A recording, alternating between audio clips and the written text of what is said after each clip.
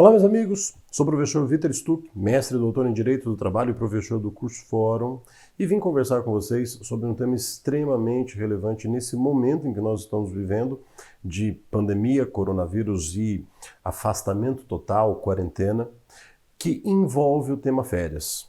Nós tivemos a medida provisória número 927, que previu vários assuntos, dentre eles a possibilidade de antecipação das férias. E com isso, essa medida provisória revolucionou o conceito de férias. Um dado importante que devemos sempre lembrar é: as férias, elas vão continuar a ser regulamentadas pela CLT. No entanto, essa medida provisória trouxe uma reformulação no período de calamidade pública. Então, essas mudanças que eu vou conversar é para alertá-los sobre a possibilidade de antecipação de férias durante o período de calamidade a que se refere o Decreto 6 da Presidência da República, com base na medida provisória número 927. Vamos lá. Então, a medida provisória 927 trouxe algumas modificações. Um dado fundamental que nós temos que entender é o limite temporal por acordo individual durante o estado de calamidade pública, lá do artigo 1º da medida provisória. O empregado e o empregador poderão celebrar acordo individual escrito a fim de garantir a permanência do vínculo empregatício, que terá preponderância sobre os demais instrumentos normativos, legais e negociais, respeitados os limites estabelecidos na Constituição. Então vamos dar destaque a duas situações. Primeiro, o acordo individual escrito vai prevalecer sobre os demais instrumentos normativos, que por sua vez já prevalecem sobre os instrumentos legais e negociais. Desde a reforma trabalhista de 2017, nós vemos esse caminho. O legislador tem valorizado a prevalência da negociação coletiva sobre o legislado. E em alguns excepcionais casos, a CLT prevê a possibilidade do acordo individual ir além do acordo coletivo, valer mais do que o acordo coletivo. No entanto, ele coloca uma ressalva para o valor de recebimento do empregado. Podem fazer acordos individuais até que prejudiquem a vida do trabalhador quando o trabalhador recebe pelo menos 2 vezes o limite máximo dos benefícios do regime geral da Previdência Social e quando ele tem curso superior. Nesse caso, a medida provisória afastou essa situação e falou: todos os trabalhadores podem negociar individualmente e essa negociação vai prevalecer sobre o texto da lei, vai prevalecer sobre texto de convenção ou acordo coletivo e vai prevalecer inclusive sobre, nesse aspecto, as diretrizes do trabalho, mas jamais sobre a Constituição, porque o texto enfatiza respeitada a Constituição.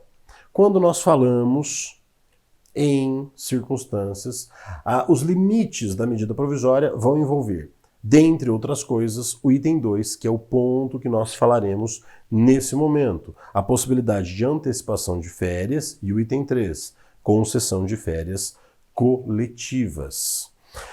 A antecipação das férias pressupõe alguns requisitos. O primeiro deles, só pode antecipar as férias na forma da medida provisória durante o estado de calamidade pública.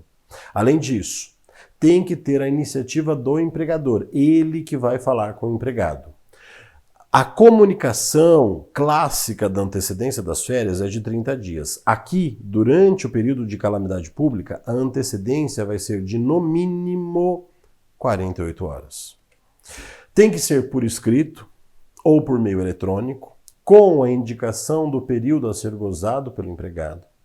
Não poderá ser gozado em períodos inferiores a 5 dias corridos, da mesma forma que nós já temos a regulamentação clássica da CLT, e poderão ser concedidas por ato do empregador, ainda que o período aquisitivo a elas relativo não tenha transcorrido. Porque nós sabemos que o período para adquirir as férias se chama período aquisitivo, que começa na data da contratação. Contratou 12 meses para ter direito às férias. Depois desse período, o empregador tem mais 12 meses para conceder em um único período as férias. O legislador permite, numa visão clássica da CLT, o fracionamento em até 3 períodos, sendo que nenhum desses períodos pode ser inferior a 5 dias e um desses períodos tem que ter pelo menos 14 dias. Então são 3 períodos, sendo um deles de pelo menos 14 dias e os outros 2 de pelo menos 5 dias, cada um deles. Mas isso é no mínimo.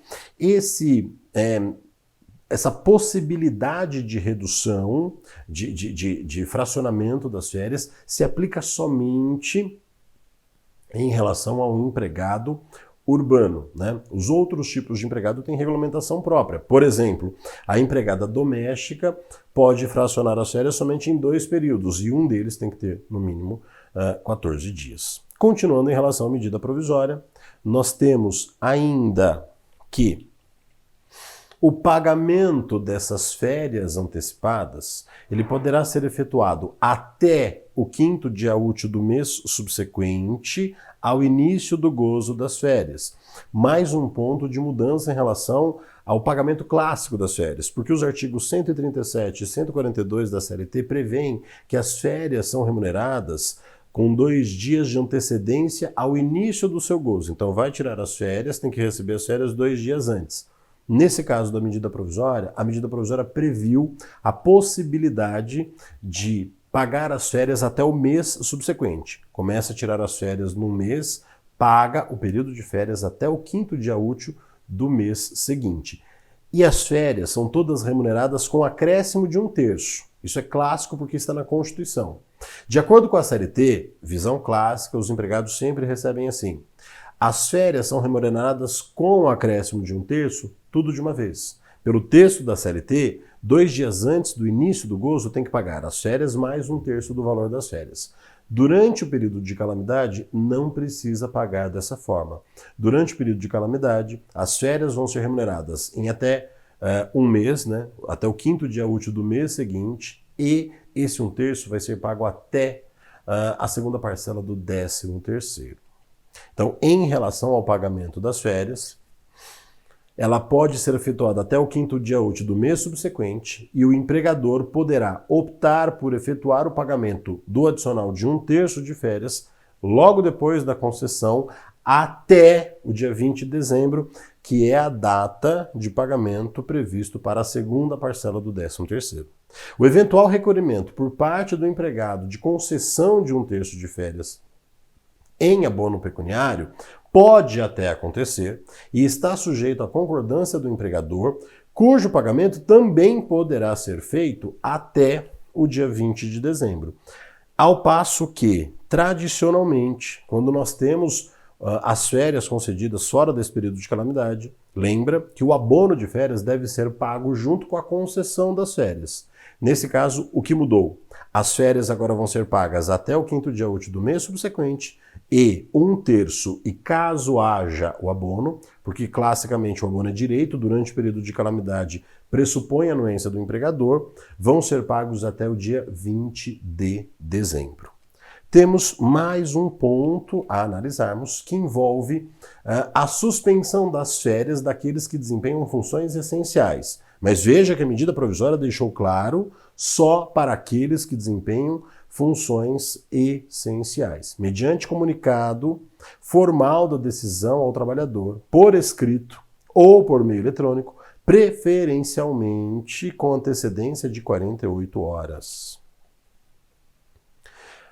Algumas observações importantes. Adicionalmente, o empregado e o empregador poderão negociar a antecipação dos períodos futuros de férias, aqueles que nem começaram o período aquisitivo, mediante acordo individual escrito. E os trabalhadores que pertençam ao grupo de risco do coronavírus serão priorizados para o gozo de férias individuais ou coletivas. Em relação à concessão de férias coletivas, o empregador poderá, a seu critério, conceder férias coletivas e deverá notificar o conjunto de empregados afetados com antecedência de, no mínimo, 48 horas. Não aplicáveis o limite máximo de 2 períodos anuais e o limite mínimo de 10 dias corridos. Ficam dispensadas a comunicação prévia ao órgão local do Ministério da Economia e a comunicação aos sindicatos representativos da categoria. Até porque essas são as considerações em relação às férias coletivas. Então veja, modificou completamente concessão de férias individuais e de férias coletivas, pagamento de 1/3 e abono.